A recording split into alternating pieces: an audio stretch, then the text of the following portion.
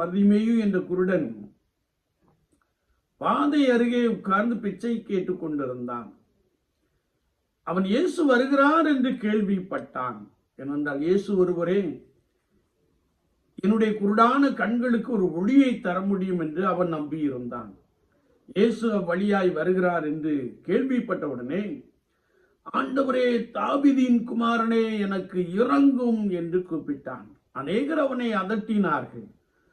ஆனால் முன்னிலும் அதிகமாய், ஆண்டவரே, தாவீதின் குமாரனே, எனக்கு இறங்கும் என்று சொல்லி, இயேசு கிறிஸ்து ஒருவரே இரக்கம் பாராட்டுகிறவர், இயேசு கிறிஸ்து ஒருவரே அற்புதம் செய்கிறவர், இயேசு கிறிஸ்து ஒருவரே என் கண்களுக்கு பார்வை கொடுக்கிறவர் என்று நம்பி அவன் கூப்பிட்டான். வேதம் சொல்லுகிறது, இயேசு நின்றார், அவனை அழைத்தார்.